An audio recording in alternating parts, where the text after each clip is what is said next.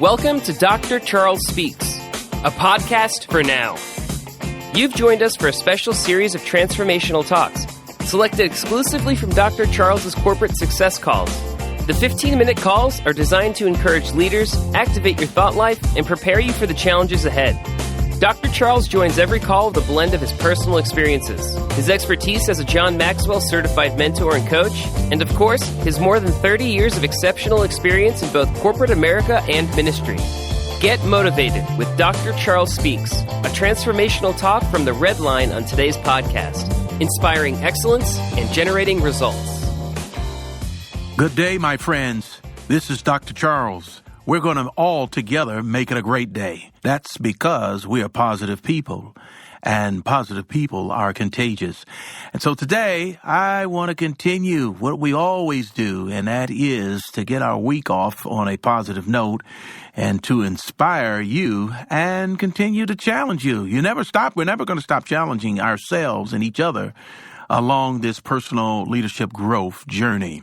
And today I want to talk to you about the subject area of a person of influence empowers people. I've been reading this book by John Maxwell, and this has been a title that is so important in leadership, because when we come to realize and truly understand that in of ourselves, we can only do so much. But when we empower people and others, we're able to effectively use and collectively all bring together the different diverse talents and strengths and be able to share with one another. And when we empower others, we're going to have benefits, because we're going to benefit not only the department, we're going to benefit the team, the company, and we can certainly learn and grow from each other. Because, my friends, no matter how engaging you may be, your personality may be, you will not advance far in business if you cannot and choose not to work through others. It is so important that we work through others, developing talent, developing future leaders. No one has it all to themselves, but people think they do. We used to call them know-it-alls. They know everything, and you can't tell them anything. But in today's world that we live in, it's so much great talent out there that we need to take full advantage of and tap into the resources of the diverse talent that we have and become better and better as we go and be receptive to each other and be able to pull things together and imagine things together and see the vision together and get to the top of the mountaintop together. Nordstrom, he says this. He says, believe in your people and encourage them to achieve excellence, and then release them to do it. And that's the key, is that we're not just going to take leaders, make them, and put them up in the closet somewhere and lock them up and not let them get out of the four walls and just keep them to ourselves.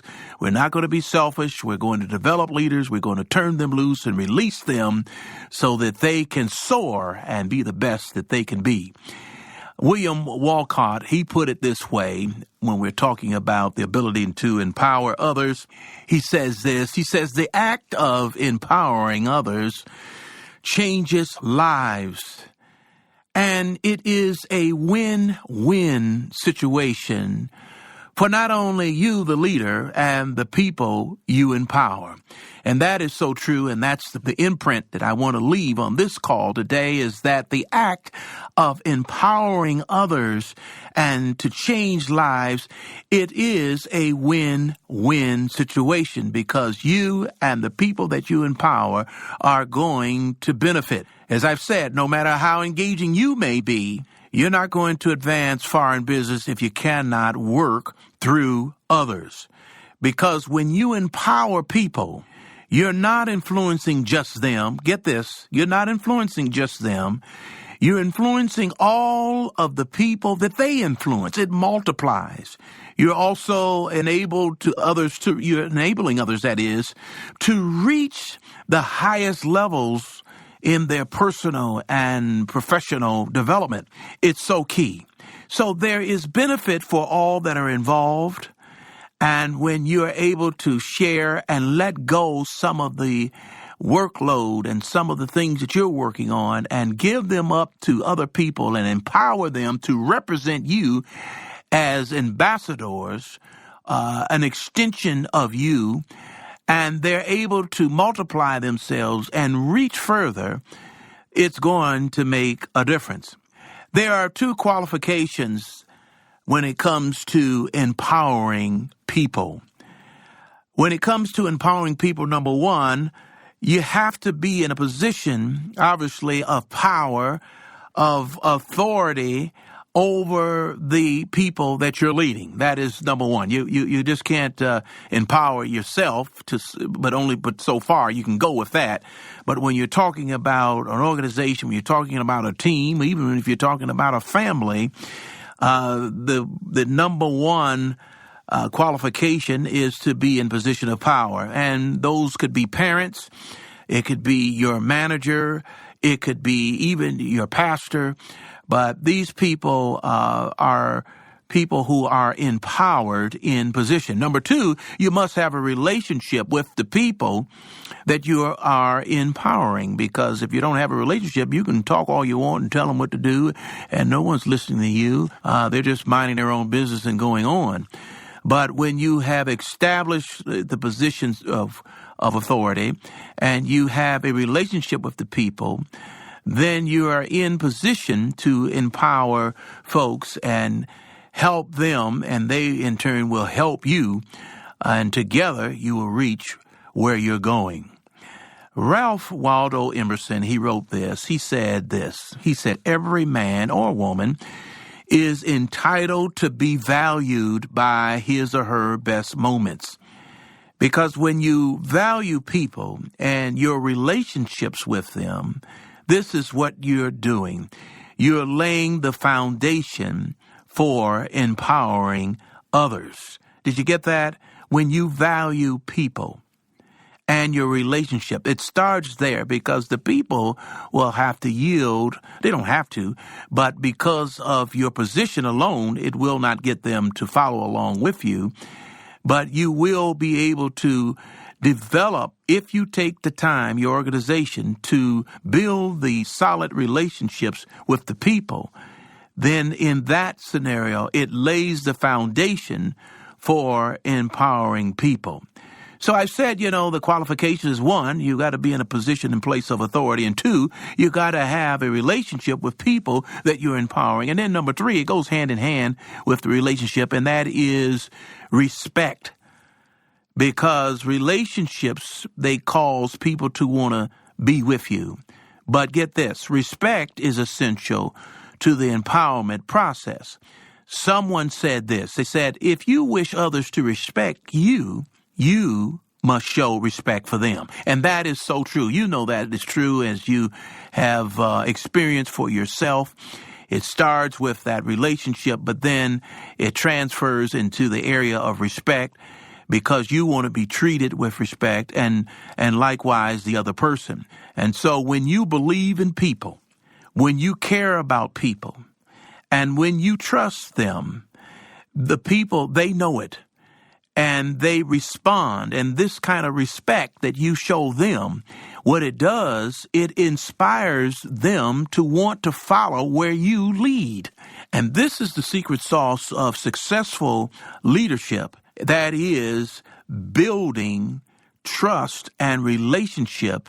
And the end result, you will have the respect of people, and they will listen to you, and they will follow.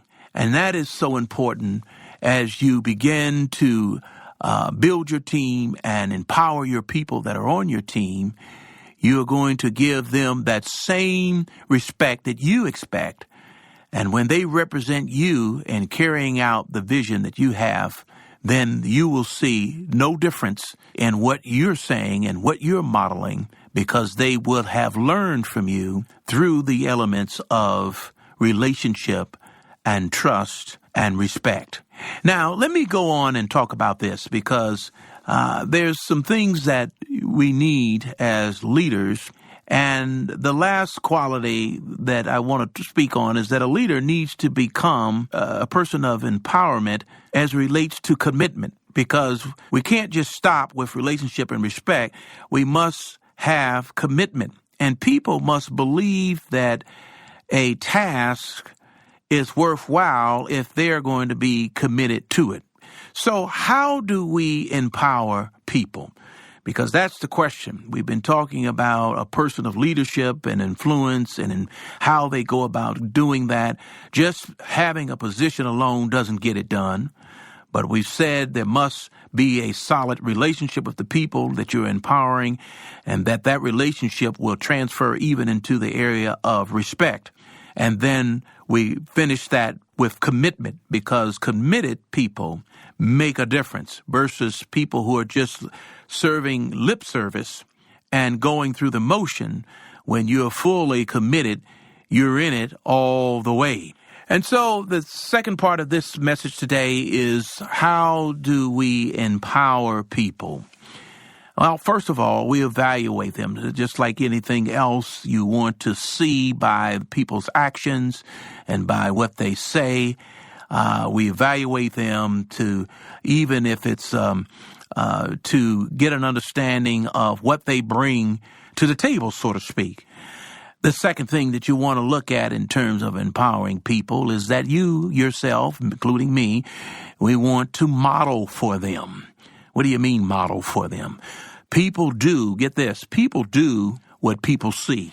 We talk about in my business coaching, the coaching model. It's not new, maybe new to some, but it's a coaching model that goes like this: show, do, and review.